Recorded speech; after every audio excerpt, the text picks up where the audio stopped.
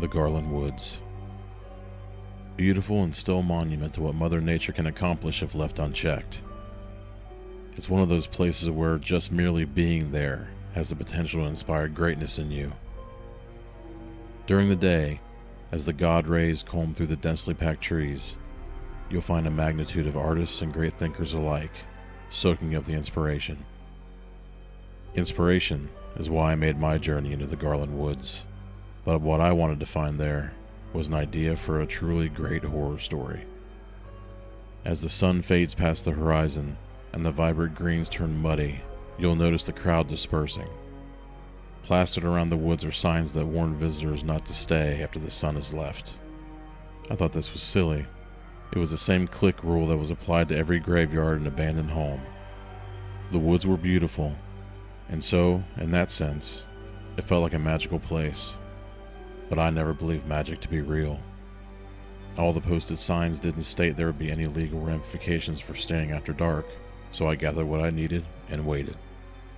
Instead of soaking in the inspiration that the light of day was offering, I people watched. I watched as an artist sat on the large extensions of ancient trees and sketched away. Poets stood like statues in the paths of light that swathed around the trees like their ideas were solar-powered. Garland was largely untouched by man-made machine. The only unnatural part of the park was the parking lot, but even that was just compacted dirt. Legends, as they were, posed that the forest was protected by magic that halted crews from working after the sun had gone down. Stories of workers being assaulted and equipment being tampered with ran rampant in the nearby towns. As I watched people carrying on, watched the hikers, artists, and the occasional businessman, the sun started to retreat. The woods were dense, and it took me a while to find anything I would consider a clearing. As I was running out of light, however, I found a small patch of dirt surrounded by a circle of rocks that would fit my supplies just fine. The light diminished and I could hear a marathon of retreating footsteps.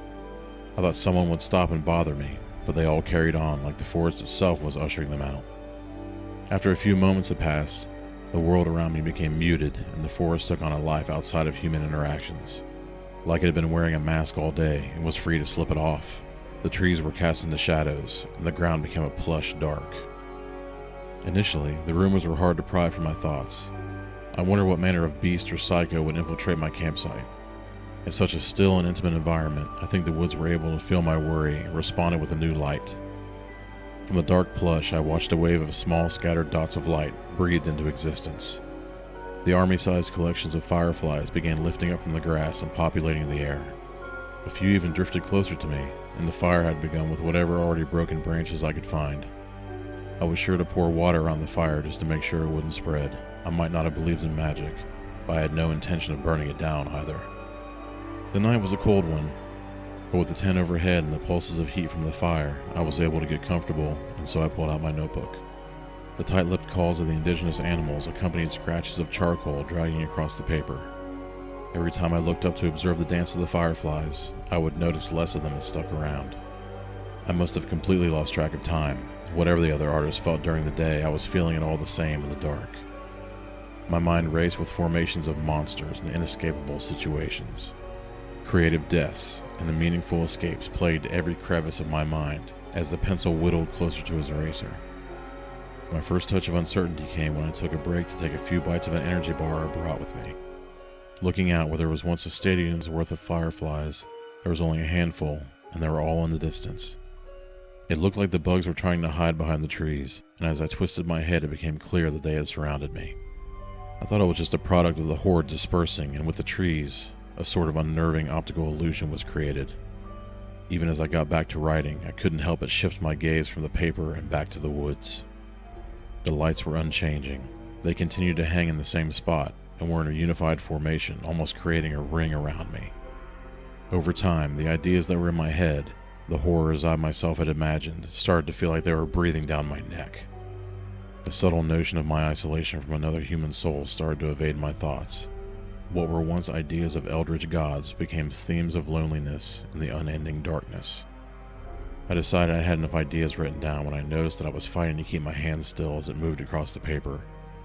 Uncertain anxiety had invaded my situation, and with the dying of my fire, I was ready to get to sleep and let the morning come. Closing the notebook, I stood up and prepared to douse the fire, but the lights, they were so much closer. I was so focused on what was inside my head that for a few moments I disregarded the woods. When the flock of fireflies lifted from the ground, every time I took my eyes off them and then returned to look at them again, I assumed it was the same light. I couldn't have measured how much time passed between glances, and I never heard anything like the rustling of animals. But still, my assumption about the lights, I was wrong. If it wasn't for the diminished flames that emitted a soft orange glow, I would have assumed the fireflies had just returned. But the figures the glow was cast onto were no bugs. All around me were stout and plump dark bodies. Their only defining feature was the bright yellow lantern-like eyes held in place by bulbous heads. My previous sense of anxiety was heightened as I watched small creatures walking closer to me. When they were close enough, I could see that parts of their bodies sported a protrusion of what looked like branches. Their bodies were so varied and lacking any form that it looked as though they had been formed of the forest floor and given life. I was completely surrounded by them with no path to escape when their advance finally halted. Looking down, I noticed with what little light was left that they had all stopped just outside the stone circle. Not a single one of the firefly children made an attempt to cross the stones. They all stood and looked towards me. Then a low humming noise came from all sides. The children started to undulate, and a noise, like flies next to your ear, produced. The noise was obnoxious, but I figured that as long as I stayed in the circle, they wouldn't be able to get to me. I thought of the legends, the tales I had heard about how they found a crew of lumberjacks dismembered and pinned to trees. How anyone who was reported to stay in the forest after dark either went missing or was found dead the next morning. I thought of the stories I had crafted in my head that night, of all the terrible ways a person could perish. I worried I would discover much worse ways to die firsthand. Then, there was a hiss. A sharp and new noise that sounded like fat burning on the stove came from beside the circle. I looked down at the fire and saw a thin shadow reaching into the circle towards my fire, and stopping when it reached the brighter portion where it produced the hiss. It retched from the fire, or maybe just the light. The fire, though, was fading. The firefly children couldn't pass through the rocks, so I worried the shadow was something else entirely. My suspicions were confirmed when, with the depth of the fire, I faintly watched several shadows slip past the rocks. My only defense had been completely penetrated, and I was without an option of retaliation. The shadows ignored the fire and headed directly towards me. One of the shadows brushed against a rouge twig and pushed it aside. The tendrils reaching into my circle were moving physical objects, which meant they would be able to touch me. I pictured them grabbing my ankles and dragging me to the dirt. Then the spikes of darkness halted once more, and I heard the same hissing noise as before. The tendrils were bathed in a bright yellow light. Not wanting to take my eyes off the tendril, but needing to see the source, I shifted my gaze.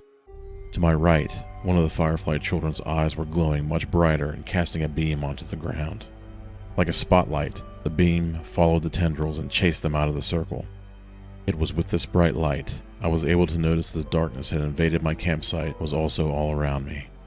Much darker than the woods, where I could see formations of darkness swirling up nearby trees and covering the ground. Like the entirety of the dark was reaching out for me, but every time it got close, one of the children would cast light and push it back. Helpless, I watched as the children created a light show to keep the darkness from reaching me, miniature solar flares shooing away the bleak. Even as the light of my fire was completely snuffed out, they continued their watch, and it became clear if it wasn't for the children, I would have been dead where I stood. Something about them, like a quiet whisper, was comforting me. I had done my best to respect the woods when I arrived, and I think maybe it saved my life. Hours passed, and my feet began aching like I was standing on needles. As I thought I would pass out, a beam of light washed over me. A soft and natural light started to cover the soil and started reaching up to the trees. I watched the rays from the sun pressure the darkness that was reaching towards me. It retreated with a clearly irritated hiss, much louder than the others. With the vanishing of the darkness, so too did the children begin to fade. Seemingly all at once, a crack of light swallowed the forest, and where the children once stood there was a small array of fireflies dancing in the light. They swirled in the air for a moment before returning to the grass around me, vanishing completely. I stood, and reflecting on the night, I don't know if I believe what I saw was magic. I collected my thoughts and my supplies. I wasn't in a rush or anything. and I wanted to stay, but something told me I had gotten all I needed. My notebook was stuffed to the brim with ideas, and I had been handed what might be the best one yet. Leaving the stone circle felt heavy, like I was stepping out into an ocean. The feeling leveled out as I made my way out of the woods. Already, several people were passing by me looking for their daily dose of magic.